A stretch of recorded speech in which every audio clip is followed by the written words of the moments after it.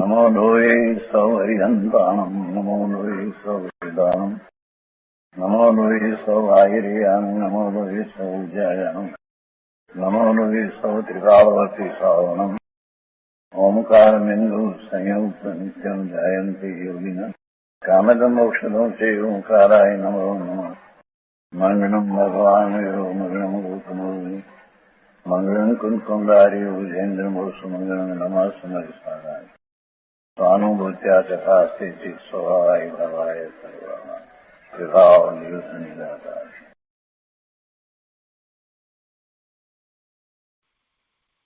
समयसार भगवान कुंकुंदाचार्य रचित समयसार तथा भगवान अमृतचंद्राचार्य रचित आत्मख्याति टीका कलश सहित એનો સ્વાધ્યાય ચાલે છે। એમાં સર્વ વિશુદ્ધ જ્ઞાન અધિકારમાં કળશ 211 નો સ્વાધ્યાય આપણે શરૂ કર્યો છે। કળશ 211 નો અર્થ આપણે કર્યો છે। હવે આ કળશ ઉપર પૂજ્ય ગુરુદેવ કાનજી સ્વામીએ પ્રવચનમાં જે પ્રયોજનભૂત વાત કરી છે એ આપણે સમજીએ। પ્રવચન રત્નાકર ભાગ 9મો પાના નંબર 324 ઉપર કળશ 211 શ્લોકાર્થ ઉપરનું પ્રવચન। અર્થની વાત અહીંયા લીધી છે કે ખરેખર પરિણામ છે તે જ નિશ્ચયથી કર્મ છે અને પરિણામ પોતાના આશ્રયભૂત પરિણામીનું જ હોય છે, અન્યનું નહીં। હવે આ વાતને ગુરુદેવ સમજાવે છે। પાના નંબર 325 ઉપર ગુરુદેવ કહે છે કે જો આ શું કહ્યું કે રાગ દ્વેષ મોહના પરિણામ છે તે નિશ્ચયથી જીવનું કર્મ છે, એટલે કે નિશ્ચયથી તે જીવનું કાર્ય છે, એટલે કે બીજા કોઈનું એ કાર્ય નથી, અન્ય દ્રવ્યનું એ કાર્ય નથી, અને એ ભાવ છે। રાગ દ્વેષ મોહના પરિણામ થયા એ તો એવા એને ભાવ થયા, એ ખરેખર જીવનું કર્મ છે, એ કાર્ય છે। કારણ કે પરિણામ પોતાના આશ્રયભૂત પરિણામીનું જ હોય છે, અન્યનું નહીં। પરિણામ છે તે પરિણામી દ્રવ્યનું હોય, જેના એ પરિણામ થયા છે એવું એ પરિણામી એ દ્રવ્ય એનું એ પરિણામ હોય, એ પરિણામ બીજા અન્ય દ્રવ્યનું હોય નહીં। બીજા દ્રવ્યના પરિણામ એ દ્રવ્ય રૂપે હોય। પરિણામ અને પરિણામીની વાત કરીએ તો કોઈ પણ પરિણામ છે તે પરિણામી દ્રવ્યથી જુદા હોય નહીં એવો પણ સિદ્ધાંત છે, અને પરિણામી દ્રવ્યના જ ગુણ એમાં વ્યાપે, એ પરિણામી દ્રવ્ય જ એ પરિણામમાં વ્યાપે છે એ પણ આપણે જાણીએ છીએ। દાખલા તરીકે માટીનો ઘડો લઈએ તો એ પરિણામ છે। કોનું પરિણામ છે? માટી જે દ્રવ્ય રૂપે છે એનું પરિણામ છે। એટલે ઘડાની અંદર માટીના ગુણો વ્યાપે છે। માટી એ ઘડારૂપ થઈ છે એટલે માટીનું ત્યાં વ્યાપવું છે, પણ એમ નથી કે એમાં સોનાનું વ્યાપવું છે, એમ નથી કે એ સોનાનું પરિણામ છે, એમ તો છે નહીં। એટલે કે જે પરિણામ આવ્યું, જે ઘડો બન્યો, એ માટીનું જ પરિણામ હોય, એ સોનાનું પરિણામ હોઈ શકે નહીં। જે કાર્ય થયું છે અને જે પરિણામ આવ્યું, જે નવી પર્યાય થઈ, એ એના આશ્રયભૂત પરિણામીનું જ હોય, બીજાનું એટલે કે અન્યનું હોય નહીં। આ શરીરનું હાલવું ચાલવું થાય, ભાષા બોલાય, તે પરિણામ છે, અને તે નિશ્ચયથી પૂતગળ પરમાણુઓનું કર્મ છે, તે જીવનું કાર્ય નથી, જીવથી થયેલું નથી। શરીરનું હાલવું ચાલવું થાય એ પણ શરીરના જે પૂતગળો છે એનું કાર્ય છે। ભાષા બોલાય તે ભાષા વર્ગના જે પરમાણુઓ છે એનું કાર્ય છે, એ જીવનું કાર્ય નથી। પણ રાગ દ્વેષ મોહના જે પરિણામ થયા એ નિશ્ચયથી જીવનું કર્મ છે, જીવનું કાર્ય છે। એટલે પરિણામ પોતાના આશ્રયભૂત પરિણામીનું જ હોય, અન્યનું હોય નહીં. આ પહેલી વાત છે. અહીંયા ગુરુદેવે ઉદાહરણમાં એમ સમજાવ્યું કે આ શરીરનું હાલવું ચાલવું થાય એ પૂતગળનું કાર્ય છે. ભાષા બોલાય તે પરિણામ છે એ પણ પૂતગળના જ છે. એ જીવનું કાર્ય નથી, એ જીવથી થયેલું કાર્ય નથી. આ વાત કરી એટલે કોઈએ પ્રશ્ન કર્યો કે જો એમ છે તો મળદું કેમ બોલતું નથી? તમે એમ કહ્યું ને કે આ ભાષા બોલાય છે એ ઉદ્ગળ પરમાણુઓનું કાર્ય છે, જીવનું કાર્ય નથી, તો પછી મળદું કેમ બોલતું નથી? ગુરુદેવ કહે છે કે અરે ભાઈ, તું પૂછે છે કે મળદું કેમ બોલતું નથી, તો અમે પૂછીએ છીએ કે જીવ ક્યાં બોલે છે? જીવ પણ બોલતો નથી, મળદું પણ બોલતું નથી. આ ભાષા કેવી રીતે થાય છે? આ ભાષા બોલાય છે એ તો જડ ભાષા વર્ગણાનું કાર્ય છે. ભાષા વર્ગણા ભાષા રૂપે પરિણમી જાય છે. તેમાં શરીરના હોઠ, જીભ આદિ તથા જીવનો વિકલ્પ નિમિત્ત હોય તો હોય.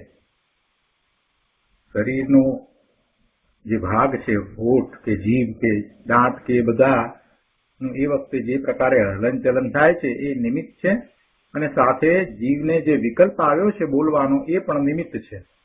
તો એવા નિમિત્ત હોય તો હોય, પણ એથી કરીને એ જીવનું પણ કાર્ય થતું નથી કે શરીરનું પણ કાર્ય થતું નથી. એ તો ભાષા વર્ગણા ભાષા રૂપે પરિણમી જાય છે. એટલે ભાષા વર્ગણાના પરમાણુનું એ કાર્ય છે. ભાષા બોલાય એ ભાષા વર્ગણાનું જ કાર્ય છે.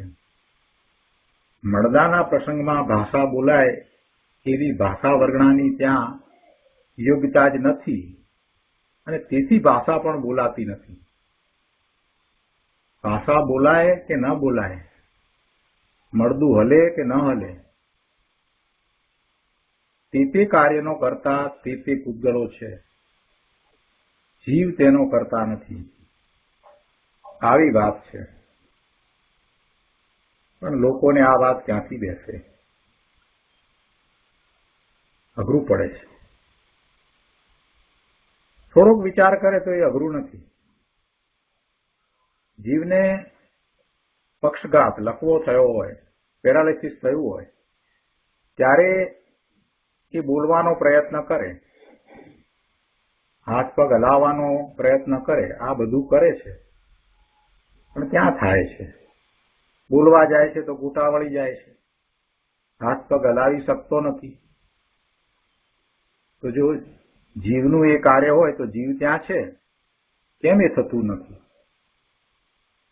જીવ તો ત્યાં છે ને, એવો ને એવો જ છે ને, તો કેમ થતું નથી?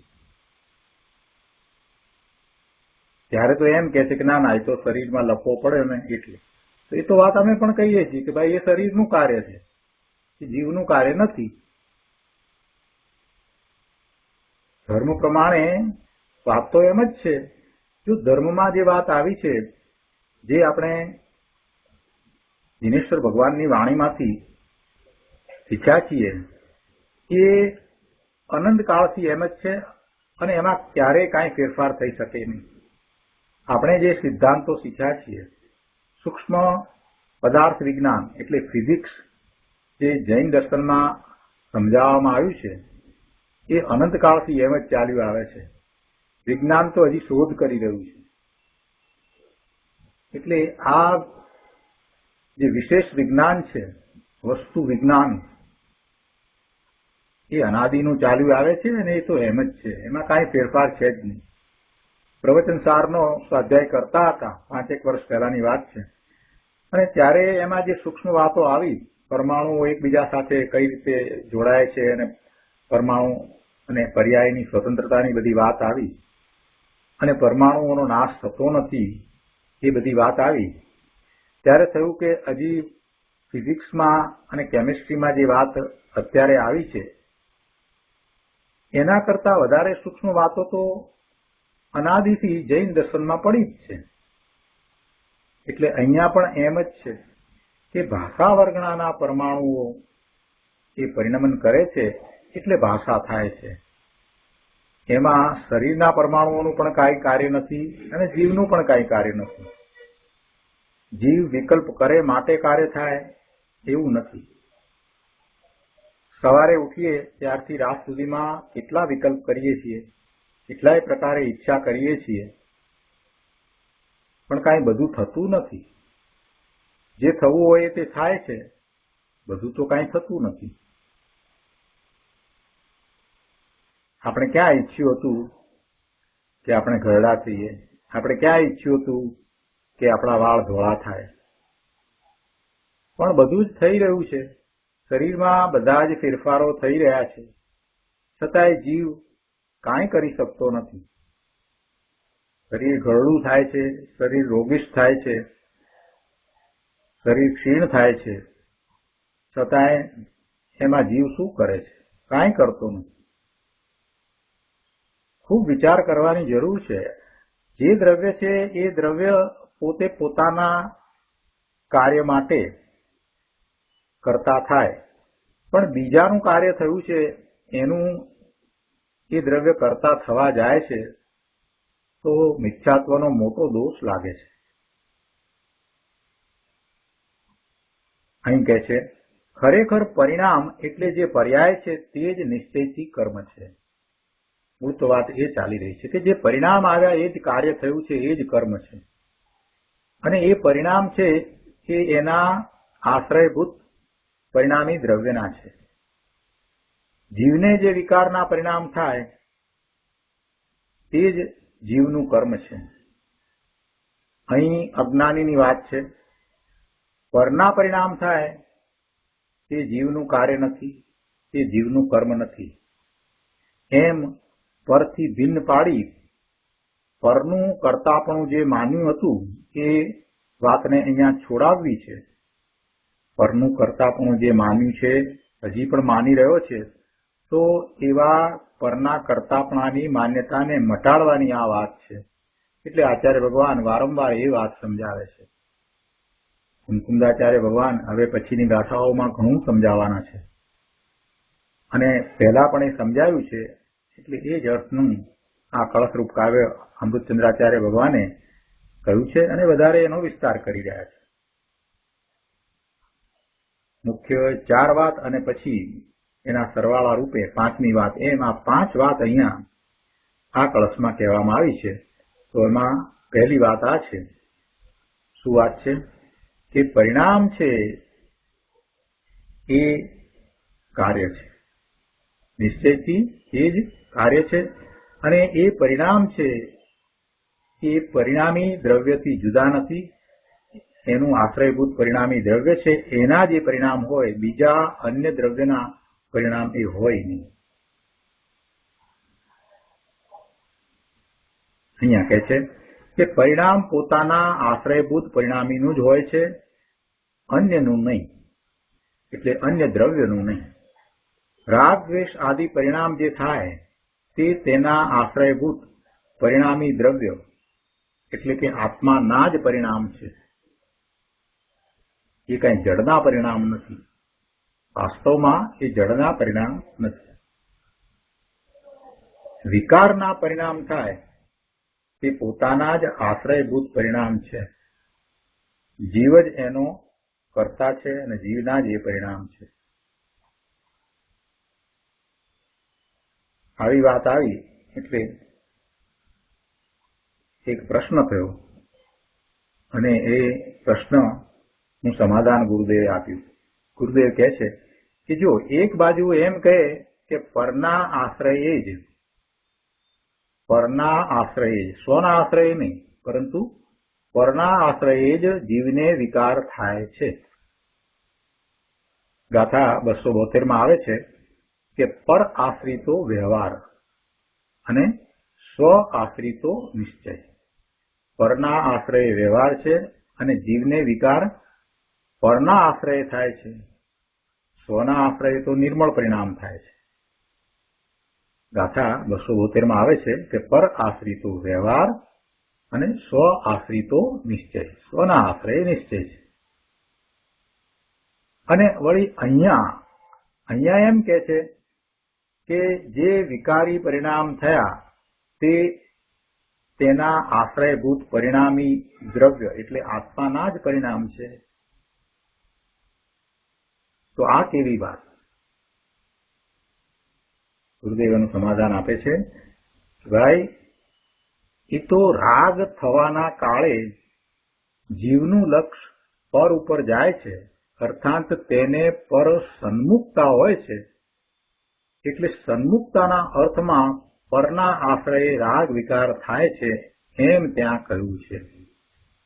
શું કહ્યું છે? પરના આશ્રયે વિકાર થાય છે અથવા તો પર આશ્રિતો વ્યવહાર એ કહ્યું છે. તો ત્યાં આશ્રય શબ્દનો અર્થ શું છે?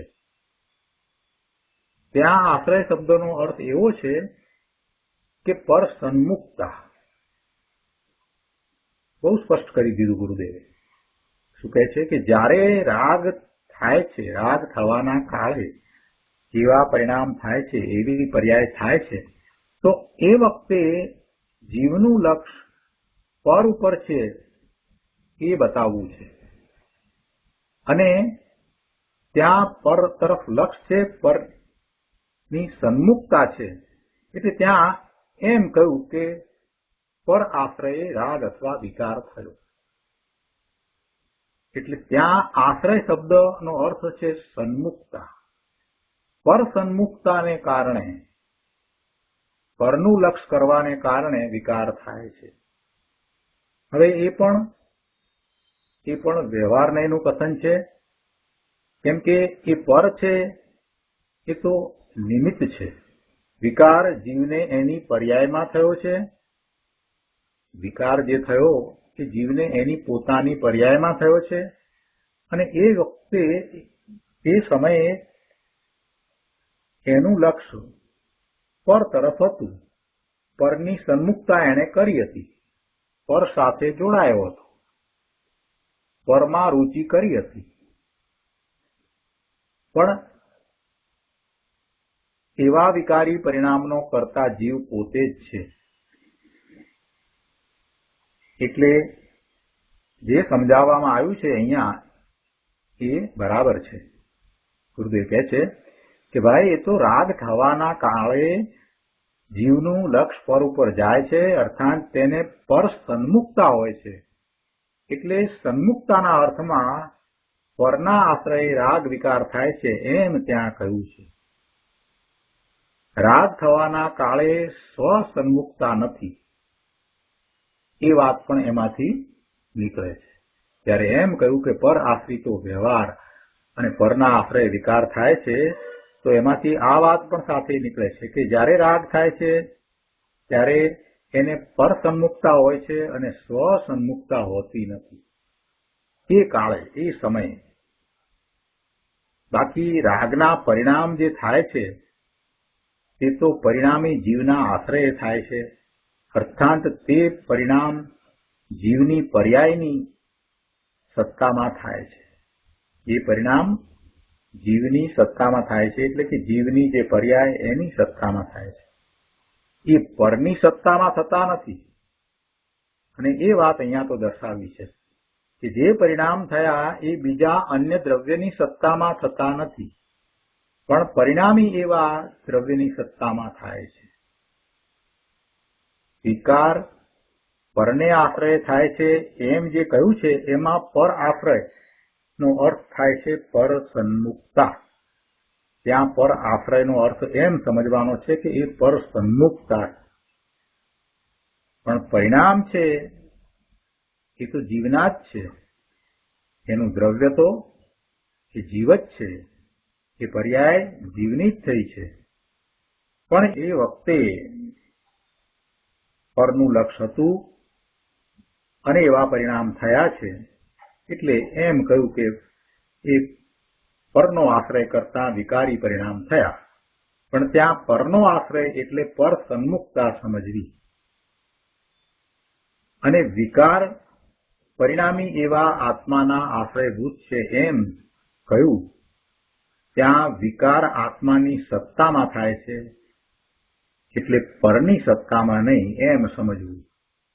અહીંયા એમ કહ્યું કે આ વિકારી પરિણામ થયા છે તે આત્માના આશ્રયભૂત છે, એટલે એનો અર્થ એવો થાય કે આ વિકાર આત્માની સત્તામાં થાય છે, એટલે બીજા અન્ય દ્રવ્યની સત્તામાં થતો નથી, કે જળ કર્મની સત્તામાં થતો નથી, કે બીજા અન્ય દ્રવ્યની સત્તામાં એ વિકાર થતો નથી. વિકારના જે પરિણામ થયા તે આત્માની સત્તામાં થાય છે. આત્મા એટલે દ્રવ્ય, ગુણ, પર્યાય સહિત આપણે આત્મા જે સમજીએ છીએ તેમાં આત્માની સત્તામાં કહેતા આત્માની પર્યાયની સત્તામાં, પર્યાયમાં રાગ થયો છે અને એ પર્યાય એ જીવની છે. એટલે અહીંયા જે કહેવામાં આવ્યું એ પ્રમાણે જે વિકારના પરિણામ થયા એ જીવના જ છે, જીવ એનો કર્તા છે, અને એ થવામાં પરનું લક્ષ હતું, પર સન્મુખતા કરી હતી, એટલે ત્યાં એમ પણ કહેવામાં આવ્યું કે પરના આશ્રય થયા, પણ વાસ્તવમાં એ પરની સન્મુખતા કરતા જીવને થયેલા જીવના વિકારી પરિણામ છે, એટલે કે એ બીજાની અન્યની સત્તામાં થતા નથી, બીજા દ્રવ્યોના પરિણામ સ્વરૂપ નથી. અહીંયા કહ્યું ને કે પુણ્ય પાપ આદિ ભાવ પરિણામી એવા જીવના આશ્રય અર્થાત જીવની સત્તામાં થાય છે, તે પરિણામ પરથી અથવા પરની સત્તામાં થતા નથી. પરદ્રવ્ય પણ એવા પરિણામ કરતું નથી અને પરની સત્તામાં એવા પરિણામ થતા નથી. અહીં તો પરિણામ આત્મામાં આત્માથી જ થાય છે એમ સિદ્ધ કરવું છે. પરિણામ કહેતા વર્તમાન પર્યાય, તે પરિણામી વસ્તુ એટલે કે દ્રવ્યના આશ્રય થાય છે. પરિણામનો આશ્રય પરિણામી જ છે, બીજું અન્ય દ્રવ્ય નથી. પરિણામને અન્ય દ્રવ્ય કરે એમ નહીં. આગળ છેલ્લે કહે છે, વળી કર્મ કરતા વિના હોતું નથી, તેમજ વસ્તુની એક રૂપે સ્થિતિ અર્થાત કુટસ્થ સ્થિતિ હોતી નથી. કારણ કે વસ્તુ દ્રવ્ય પર્યાય સ્વરૂપ હોવાથી સર્વથા નિત્યપણું બાધા સહિત છે. માટે વસ્તુ પોતે જ પોતાના પરિણામરૂપ કર્મની કરતા છે, એ નિશ્ચય સિદ્ધાંત છે. આ કળશમાં શું વાત આવી? 327માં પાના ઉપર અહીંયા કહે છે કે આ પ્રમાણે 5 વાત આવી છે. પહેલી વાત, ખરેખર પરિણામ છે તે જ નિશ્ચયથી કર્મ છે, એ જ કાર્ય છે. બીજી વાત, પરિણામ પોતાના આશ્રયભૂત પરિણામીનું જ હોય છે, અન્ય દ્રવ્યનું નહીં. ત્રીજી વાત, કર્મ કરતા વિના હોતું નથી. કોઈ પણ કાર્ય થાય છે તો એનો કોઈ કર્તા છે. ચોથી વાત, તેમજ વસ્તુની એક રૂપે સ્થિતિ હોતી નથી. વસ્તુ કુટસ્થ નથી. વસ્તુ પરિણમનશીલ છે, એટલે એની દરેક સમયે પર્યાય થાય છે, એટલે દરેક સમયે પરિણામ થાય છે. એટલે વસ્તુ એક રૂપે રહેતી નથી. વસ્તુ એક રૂપે હોય નહીં, કુટસ્થ નથી. એના પરિણામ હોય છે, એ પરિણમે છે. અને આ ચારેયના સરવાળારૂપ 5મી વાત, માટે વસ્તુ પોતે જ પોતાના પરિણામરૂપ કર્મની કરતા છે, એ નિશ્ચય સિદ્ધાંત છે. દરેક વસ્તુ, દરેક દ્રવ્ય પોતે પોતાના પરિણામરૂપ કર્મ કહેતા કાર્ય એનો એક કર્તા છે, એ સિદ્ધાંત છે. આગળ પાના નંબર 328 ઉપર ત્રીજા પેરેગ્રાફમાં કહે છે, કે વસ્તુ સહજ જ દ્રવ્ય પર્યાય રૂપ છે. વસ્તુનું સ્વરૂપ દ્રવ્ય પર્યાય રૂપ છે. તેમાં દ્રવ્ય છે એ નિત્ય છે, એક રૂપ છે, એ બદલાતું નથી, એ ત્રિકાળ શુદ્ધ છે. એમાં અશુદ્ધિ વ્યાપતી નથી, એવું એ શુદ્ધ નિત્ય એક રૂપ રહે છે. એમાં કોઈ બદલાવ થતો નથી. એ દ્રવ્ય અનંત ગુણનો સમૂહ છે અને એમાં એક પણ ગુણ ઓછો વધતો થતો નથી. એવું એ નિત્ય એક રૂપ છે.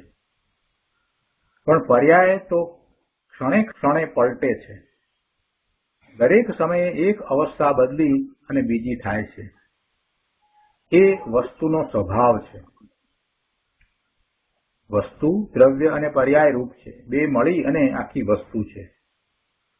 એમાં બદલતો અંશ અને ન બદલતો અંશ. જે નિત્ય રહે છે તે ધ્રુવ છે અને જે બદલાય છે, જે ક્ષણે ક્ષણે પલટાય છે, એક અવસ્થા બદલાઈને બીજી થાય છે, એ પર્યાય છે. અને એવો જ વસ્તુનો સ્વભાવ છે.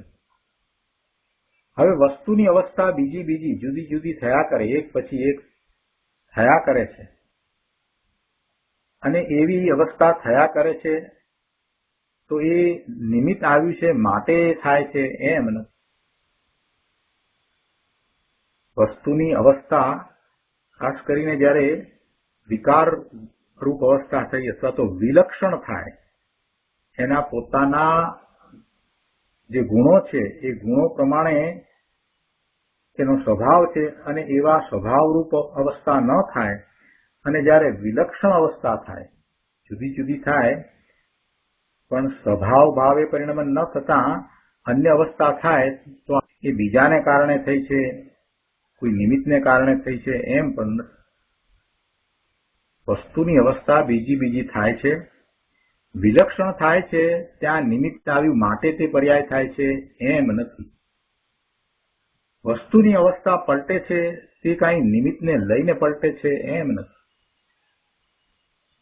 બલકે અવસ્થાનું પલટવું તે તેનો સહજ સ્વભાવ છે. અવસ્થાનું પલટવું તે તેનો સહજ સ્વભાવ છે. વસ્તુની ભિન્ન ભિન્ન અવસ્થાઓ જે થાય છે તે વસ્તુના જ કાર્યભૂત છે. વસ્તુ જ તે અવસ્થાઓની કરતા છે.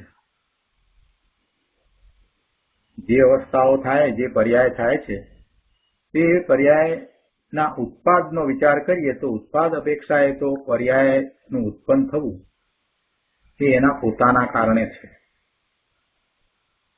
ઉત્પાદનો વિચાર કરીએ તો કે એક એક પર્યાયો ઉત્પાદ અને વ્યય, પહેલાની પર્યાય એનો વ્યય થાય અને નવી પર્યાયનો ઉત્પાદ થાય, એ જે થઈ રહ્યું છે એમાં ઉત્પાદની અપેક્ષાએ તો પર્યાય પોતે સ્વતંત્રપણે ઉત્પન્ન થાય છે.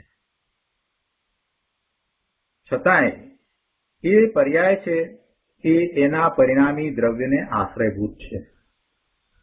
પર્યાયો બે પ્રકારની થાય છે. શુદ્ધ નિર્મળ પરિણામ થાય છે એવી પર્યાય પણ થાય છે અને વિકારી પર્યાય થાય છે. અશુદ્ધ પર્યાય થાય છે, વિકારી પર્યાય થાય છે, એવી પણ પર્યાય થાય છે. એટલે બે પ્રકારની પર્યાયો થાય છે. તો બે પ્રકારની પર્યાયો થાય છે ત્યાં પણ એ સ્વતંત્ર રીતે જ થાય છે. પરંતુ ત્યાં સ્પષ્ટ એ કરવામાં આવ્યું કે જીવ પોતે પોતાના સ્વભાવ ભાવે પરિણમે છે તે વખતે તેનું લક્ષ્ય સ્વ તરફ છે અને જ્યારે એ વિકારી પરિણામ કરે છે ત્યારે એનું લક્ષ્ય પર તરફ છે. પણ પર તરફ લક્ષ્ય છે એટલે કઈ પર એને એવા વિકારી પરિણામ કરાવે છે એમ કહેવાનો આશય નથી. માત્ર ત્યાં એમ સમજાવવું છે કે જ્યારે એને વિકારી પરિણામ થયા ત્યારે એનું લક્ષ્ય પર તરફ હતું. પરિણામ સ્વતંત્ર રીતે થાય છે.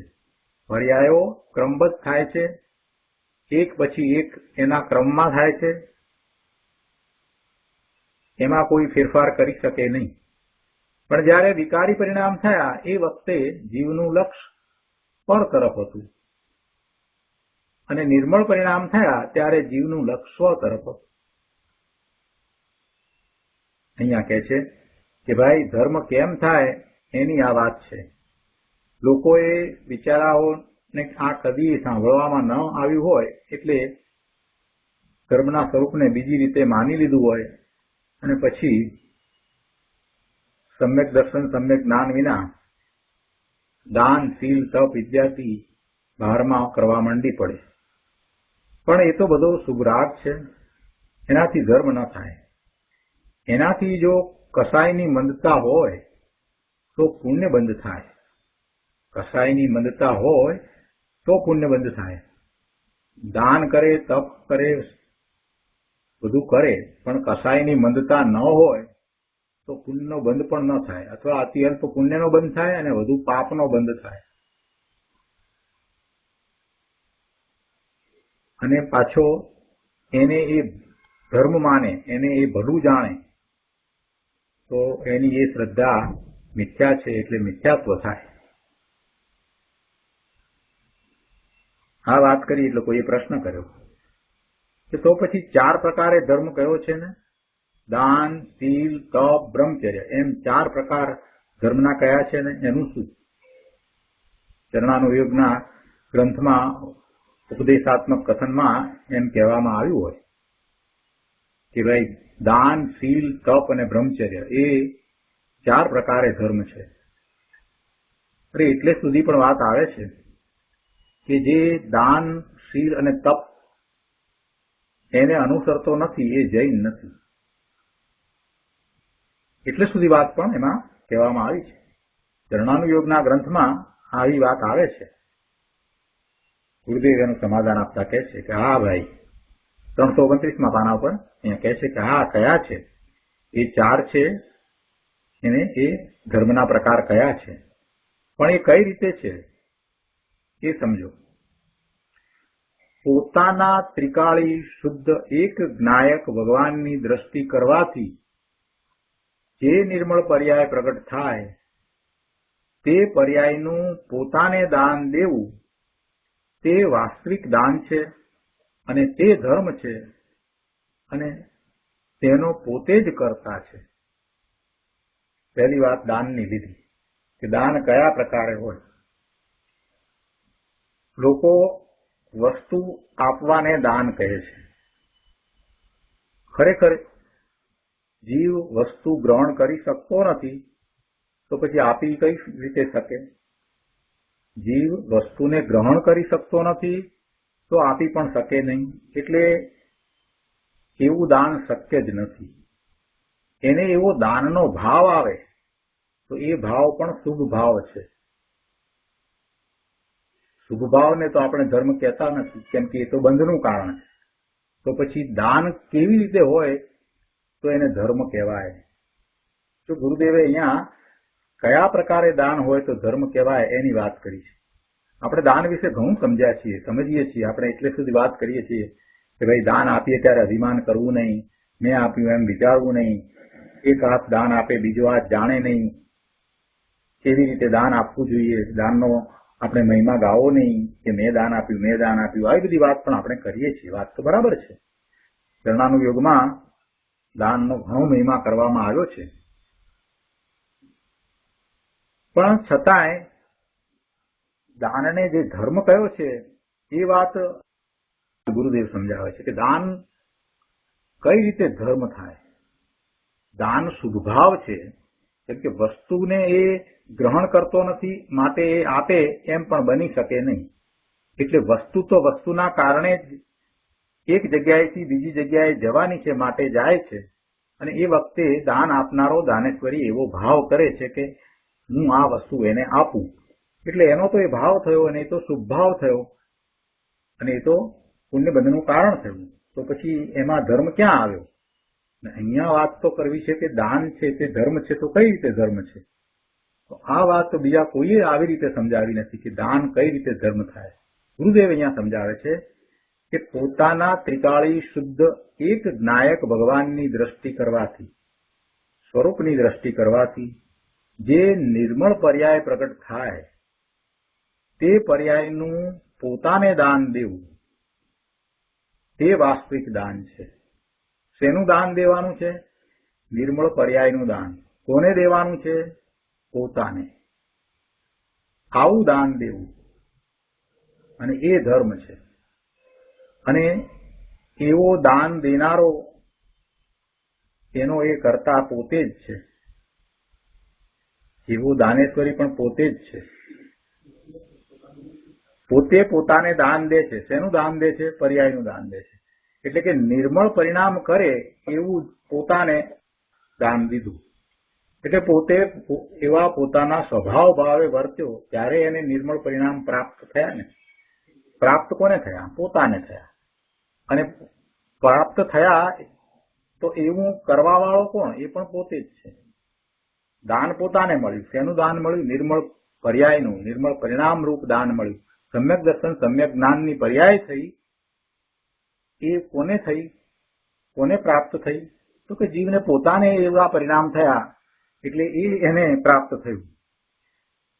એ એને પ્રાપ્ત થયું. એટલે લેનારો પણ પોતે છે અને દેનારો પણ પોતે છે. પણ શું લે છે અને શું દે છે એ અહીંયા તો વાત છે કે નિર્મળ પરિણામ જે છે તે દેનારો પોતે જ છે. એટલે પોતે એવો પુરુષાર્થ કરે છે તો એવા નિર્મળ પરિણામ થાય છે. અને એ નિર્મળ પરિણામને પ્રાપ્ત કરનારો જીવ પોતે છે. આવું દાન છે એને ધર્મ કહ્યો છે. ધર્મ તરીકે અહીંયા તો વાત કરવી છે. બાકી તો દાન છે તે શુદ્ધભાવ છે. વાસ્તવમાં તો પદાર્થોનું દાન કરી શકાતું નથી, ભાવ કરી શકાય. પણ દાનને જયારે ધર્મ કહીએ તો કઈ રીતે ધર્મ હોઈ શકે?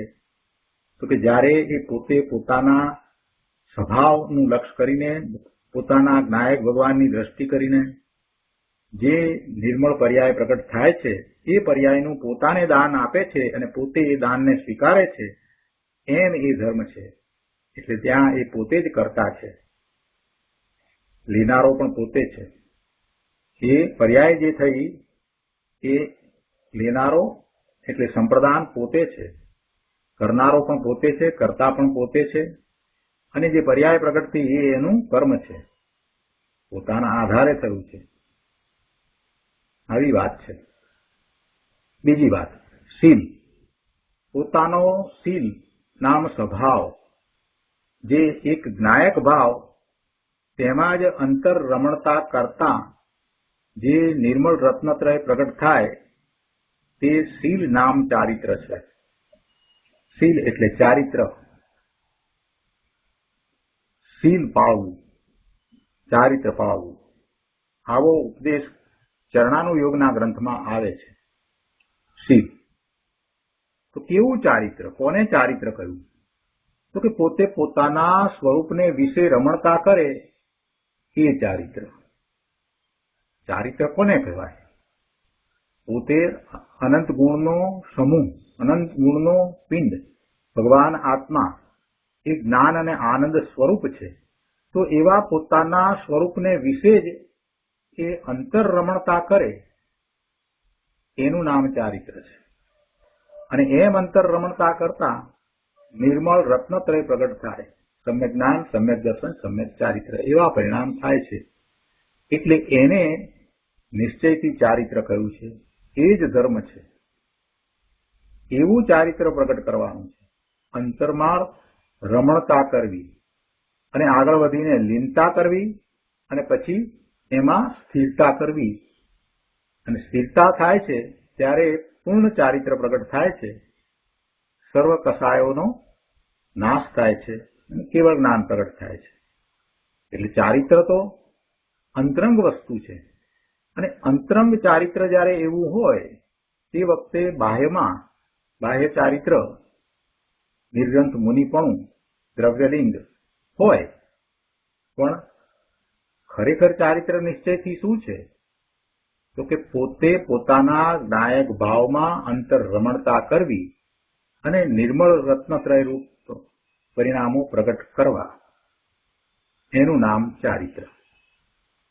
કેમ કે ચારિત્ર થાય છે એટલે આનંદ અને સુખનો અનુભવ થાય છે. આનંદ અને સુખનો અનુભવ બીજી કોઈ રીતે તો થતો નથી. અંતરંગ રમણતા કરતા પોતાના સ્વરૂપને વિશે રહેતા આનંદનું વેદન હોય છે. એ પરમ સુખની દશા છે. એટલે એ જ સાચું ચારિત્ર છે. અને એ ચારિત્રને ધર્મ કહ્યો છે. બાહ્ય ચારિત્ર છે એ તો વિકલ્પ સહિત છે. એમાં તો પરની અપેક્ષા છે કે હું આ બધાનો ત્યાગ કરું,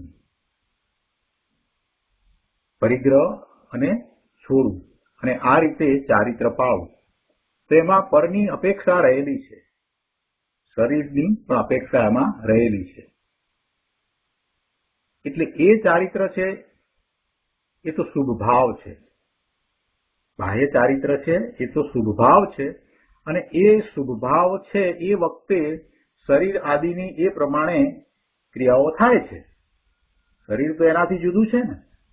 એને નગ્ન દિગંબર મુનિ પણ લીધું અને એ શરીર જંગલમાં ચાલ્યું ગયું. આ બધું જે કંઈ થઈ રહ્યું છે એ શરીરને વિશે ઉપવાસ થાય છે, જે કંઈ બધું થાય છે એ બધું બાહ્ય ચારિત્ર તો શરીરની અપેક્ષા એ છે ને. એટલે શરીરના કાર્યો તો જીવ કરતો નથી, પણ એ સંબંધીના ભાવ કરે છે તો એ બધો શુભ ભાવ છે. એટલે બાહ્ય ચારિત્ર એ શુભ ભાવ છે, પણ જ્યારે અંતરંગ ચારિત્ર છે તો સાથે એવું બાહ્ય ચારિત્ર હોય છે. તો અંતરંગ ચારિત્ર કોને કહેવાય? તો પોતાના સ્વરૂપને વિશે રમણતા કરવી એ અંતરંગ ચારિત્ર છે અને એ ચારિત્રને ધર્મ કયો છે. તો બે વાત થઈ. હવે ત્રીજી વાત કહે છે અહીંયા કે પોતે બ્રહ્મ સ્વરૂપ ભગવાન આત્મા છે, તેમાં એકાગ્ર થઈ ચરવું રમવું તે બ્રહ્મચર્ય. ચરવું એટલે ચર્યા કરવી. ક્યાં ચર્યા કરવી? બ્રહ્મ નામ આત્મામાં, પોતાના આત્મામાં ચર્યા કરવી, એમાં ચરવું, એમાં રમવું, તે બ્રહ્મચર્ય છે અને તે યથાર્થમાં ધર્મ છે. બાહ્યમાં જે બ્રહ્મચર્ય પળાય છે એ શુભ ભાવ છે અને એ વખતે શરીરની સ્થિતિ એવી જ થવાની હતી માટે થાય છે. ગુરુદેવે આ વાત બહુ સ્પષ્ટ કરી છે. હમણાં પંચાસ્તિકાય ઉપરના પ્રવચનમાં આ વાત સાંભળવા મળી, કદાચ સમયસારના પ્રવચનમાં પણ સાંભળવા મળી હશે.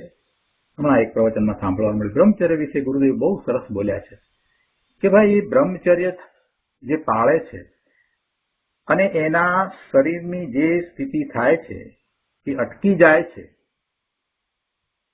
તો એવું શરીરનું જે થવું એ તો પૂતગળનું કાર્ય છે. શરીરની અમુક પ્રકારે ચેષ્ટા ન થવી એ તો પૂતગળનું કાર્ય છે. એમાં જીવે શું કર્યું? એ તો પૂતગળના પરિણામ એમ થવાના હતા માટે એ થાય છે. તો જીવે તો માત્ર ભાવ કર્યો. જીવે શું કર્યું કે અબ્રહ્મચર્ય રૂપે ન થવાનો ભાવ કર્યો, બ્રહ્મચર્ય રૂપે રહેવાનો ભાવ કર્યો. તો એ તો ભાવ થયો અને એ ભાવ તો પરલક્ષ્ય થયેલો ભાવ છે, એ શુભ ભાવ છે. તો જે બાહ્ય ચારિત્રમાં જે બ્રહ્મચર્ય પાળે છે, બાહ્યમાં જે બ્રહ્મચર્ય પાળવું એ બ્રહ્મચર્ય છે એ તો શુભ ભાવ છે અને એ વખતે શરીરની એ જ પ્રમાણે ક્રિયાઓ થાય છે તો એ તો બધા પૂતગળના પરિણામ છે. તો જીવે તો માત્ર શુભ ભાવ કર્યો. તો એવા બાહ્યમાં બ્રહ્મચર્ય દ્વારા પુણ્યનો બંધ પડે પણ ધર્મ ન થાય. અહીંયા બ્રહ્મચર્ય ધર્મ છે એ વાત ગુરુદેવ સમજાવી રહ્યા છે કે બ્રહ્મચર્યમાં ધર્મ ક્યાં આવ્યો?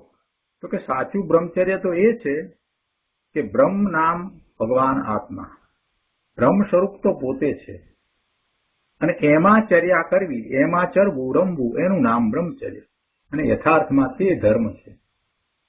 જો આ વ્યાખ્યાઓ બધી બહુ સમજવાની જરૂર છે, વારંવાર એના ઉપર વિચાર કરવાનો છે. આ 5-7 લીટીની અંદર તો ગુરુદેવે બધા બ્રહ્માંડના ભાવો ભરી દીધા છે. બહુ સુંદર વાત કરી છે. ધર્મ શું વસ્તુ છે એને લોકો સમજ્યા જ નથી. કેટલી સરસ ઉત્તમ વાત અહીંયા આપી દીધી.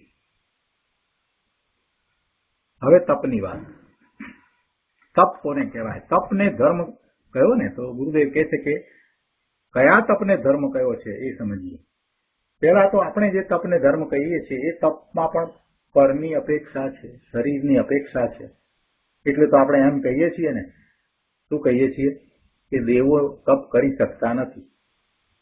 કહીએ છીએ ને, શરીરની અપેક્ષા છે ત્યાં. શુભ ભાવ કરે છે કે ખોરાક ન લેવો, પેલાને તો એવો જરાક ભાવ આવી જાય તો પણ એને તો અંદરમાં એવો રસ ધરી જાય છે. બરાબર છે ને? આ બધું આપણે જાણીએ છીએ. એટલે શરીરની અપેક્ષા રહી છે કે આ શરીરને વિશે આહારના પૂતગળો ન આવે એવો આપણે સંકલ્પ કરીએ, એવી આપણે ભાવના ભાવીએ, એવી ઈચ્છા કરીએ. એટલે એને આપણે ઉપવાસ કહીએ છીએ. એ બાહ્ય તપ છે. અને વધારે ઔષધ કરીને બેસીએ કે એક જ સ્થાનમાં ઉપવાસ કરીને આપણે બેસીએ અને ધર્મ ચર્ચા કરીએ અથવા સ્વાધ્યાય કરીએ અથવા તો માળા ગણીએ કે ધ્યાનનો પ્રયત્ન કરીએ. એથી વિશેષ આપણે તપ સમજતા નથી. અને જેમ ઉપવાસના દિવસો વધે છે એમ આપણે તપને ઉગ્ર તપ કહીએ છીએ. તપની ઉગ્રતા આપણે કયા પ્રકારે માનીએ છીએ કે જેટલા વધુ ઉપવાસ થયા દિવસોમાં, આટલા દિવસ આટલા દિવસ આટલા દિવસ, એટલે ઉગ્ર તપ. ઉગ્રતા આપણે કઈ રીતે માની? જેટલા દિવસ સુધી આહાર ન લેવાયો, જેટલો કાળ સુધી ન લેવાયો, એ પ્રમાણે એને ઉગ્ર કહ્યું, કાળની અપેક્ષાથી કહ્યું. પણ ત્યાં બધી જગ્યાએ ભાવ શું છે? શુભ ભાવ છે. અપેક્ષા પરની છે, એટલે શરીરની અપેક્ષા છે, ત્યારે એ તપ થાય છે. પણ શુભ ભાવ છે એટલે એને કારણે પુણ્યનો બંધ થાય છે. એને કારણે, બાહ્ય તપને કારણે પુણ્યનો બંધ પડે. શુભ ભાવ છે એટલે બીજું શું થાય? તો તપ એ ધર્મ કઈ રીતે? ગુરુદેવ અહીંયા સમજાવે છે કે તપને કઈ રીતે ધર્મ કયો છે. સચ્ચિદાનંદમય, સત ચિદાનંદમય, જ્ઞાનમય, આનંદમય એવો પોતે ભગવાન આત્મા, તેમાં લીન થઈ પ્રતાપવંત રહેવું, તેમાં લીન થઈ પ્રતાપવંત રહેવું, તેનું નામ ઈચ્છાના અભાવ રૂપ તપ છે. અને તે સત્યાર્થ ધર્મ છે. જો તેમાં લીન થઈ પ્રતાપવંત રહેવું, આ પ્રતાપવંત રહેવું, તો પ્રતાપવંત ક્યારે રહેવાય? કે એમાં ઈચ્છા ઉત્પન્ન ન થાય, ઈચ્છાનો અભાવ રહે તો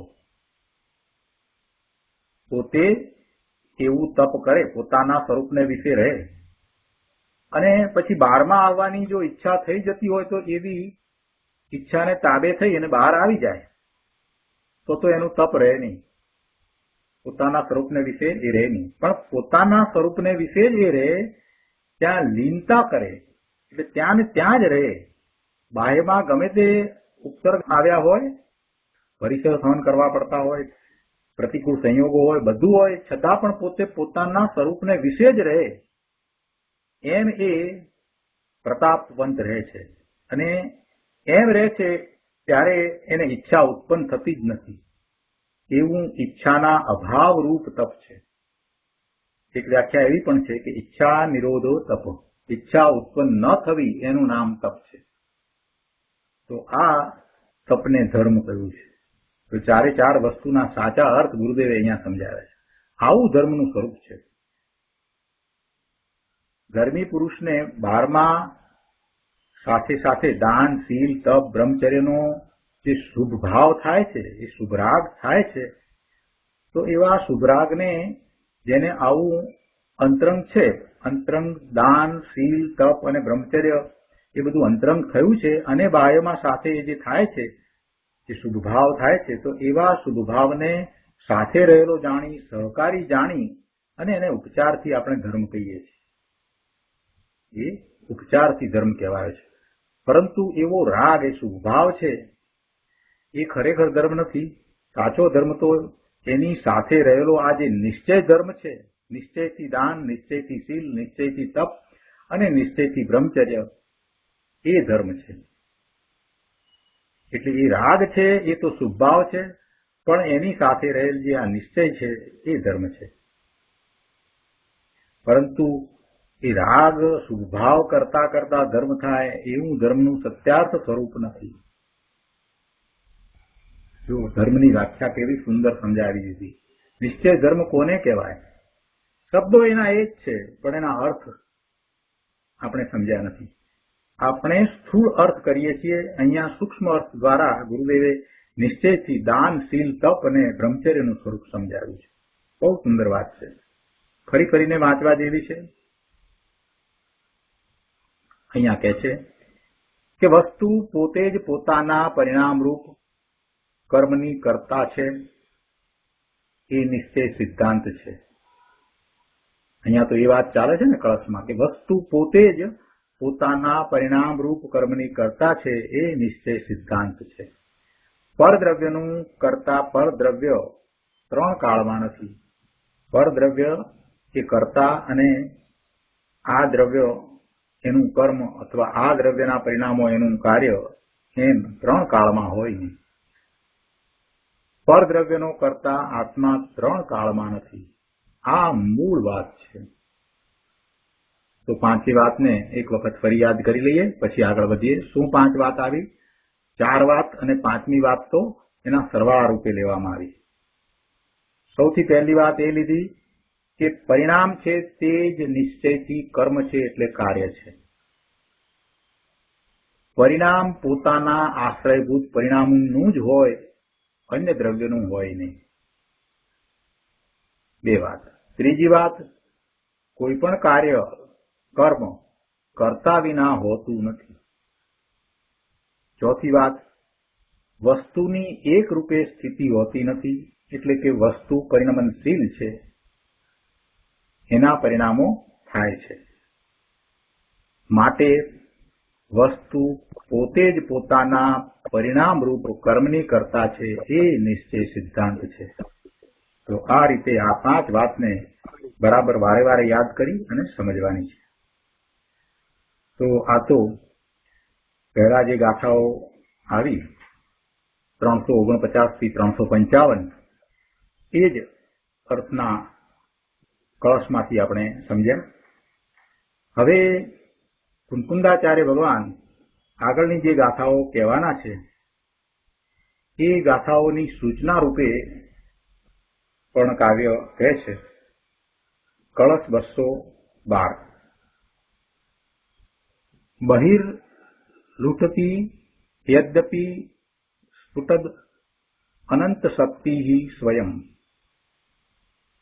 તથાપિ અપર વસ્તુનો વિશતિ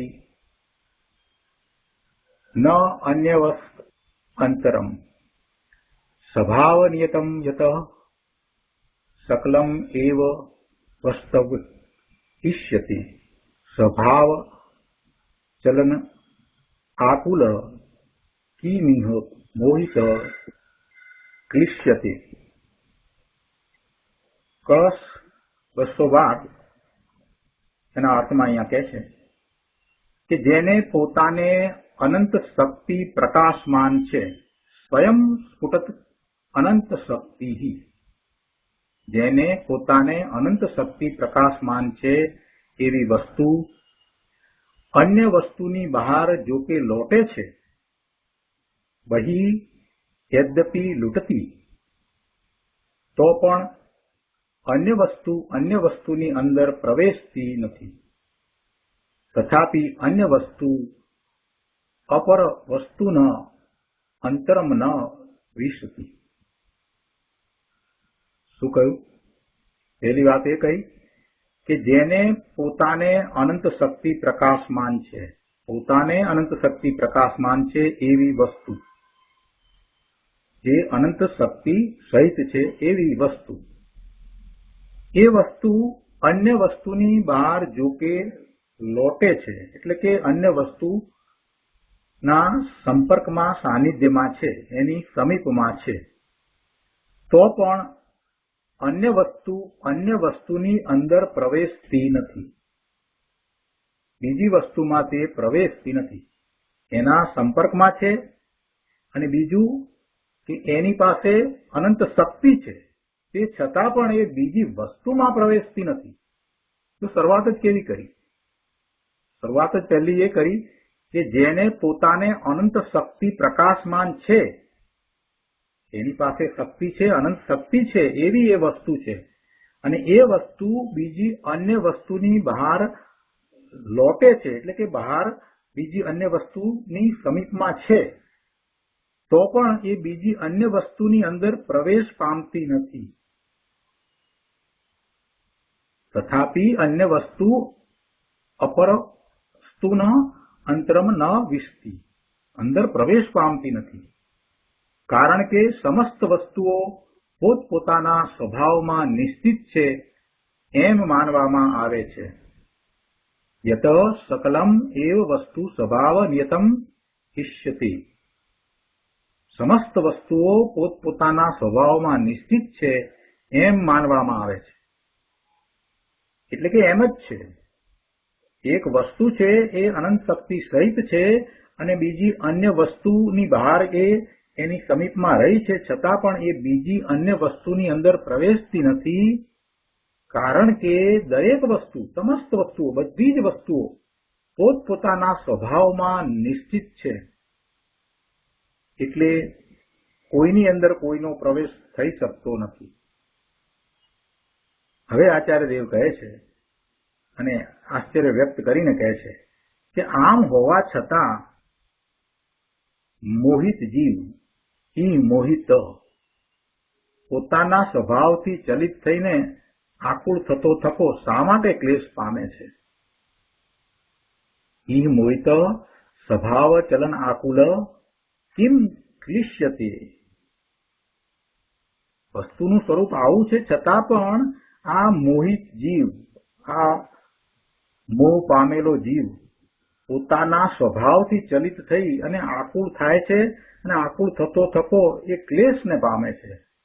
શા માટે એ ક્લેશને પામે છે? આચાર્ય ભગવાન કહે છે કે આ વસ્તુનું સ્વરૂપ આવું છે છતાં પણ એમાં એ મોહિત કેમ થાય છે? પર વસ્તુમાં એ પ્રવેશી શકતો નથી, છતાં એ પર વસ્તુમાં પ્રવેશવામાં, પર વસ્તુના કાર્યો કરવામાં એ ગાંડો ઘેલો થઈ અને પોતાના સ્વભાવથી ચ્યુત થઈ અને આકુળ વ્યાકુળ થઈ અને ક્લેશને પામે છે, દુઃખને પામે છે. અમને તો એ સમજાતું નથી કે શા માટે એ એવું કરે છે, જ્યારે વસ્તુનું સ્વરૂપ જ એવું છે કે એ અન્ય વસ્તુમાં પ્રવેશી શકે નહીં, તો પણ એવું શા માટે કરે છે? ભાવાર્થમાં પંડિતજી સમજાવે છે કે વસ્તુ સ્વભાવ તો નિયમ રૂપે એવો છે કે કોઈ વસ્તુમાં કોઈ વસ્તુ મળે નહીં, એટલે કે ભેગી થાય નહીં. આમ હોવા છતાં આ મોહી પ્રાણી પરજ્ઞેયો સાથે પોતાને પારમાર્થિક સંબંધ છે એમ માનીને ક્લેશ પામે છે, તે મોટું અજ્ઞાન છે. શું કહ્યું? કે એ એમ માને છે, પરજ્ઞેયો જે એને દેખાય છે, જેનું એ જ્ઞાન કરે છે, એ જ્ઞેયો, પરજ્ઞેયો છે, એની સાથે એને પોતાને પારમાર્થિક સંબંધ છે એમ માની અને એ ક્લેશ પામે છે. એ અજ્ઞાનને કારણે ક્લેશ પામે છે. મોહથી અંધ થયેલો અજ્ઞાનવશે એમ માને છે કે પરજ્ઞેયો સાથે પોતાને પારમાર્થિક સંબંધ છે એમ માનીને એ ક્લેશ પામે છે. બાકી મૂળ વસ્તુ નિયમ રૂપે તો કોઈ વસ્તુમાં મળે કે ભળે એમ છે જ નહીં. તો આ રીતે આપણે કળશ 212 નો અર્થ અને ભાવાર્થ કર્યા છે. હવે આ કળશ ઉપર પૂજ્ય ગુરુદેવ કાંજી સ્વામીએ જે વિસ્તાર કર્યો છે એ આપણે આવતી વખતે કરીશું. આજનો સ્વાધ્યાય અહીંયા સુધી રાખીએ છીએ. હવે સુખધામ બોલીએ. સુખધામ અનંત સુસંત ચરી દિન રાત રહે તદ જ્ઞાનમયી પ્રકાંતિ અનંત સુધામય જે પ્રણમો પદતે વરતે જયતે પ્રણમો પદતે વરતે જયતે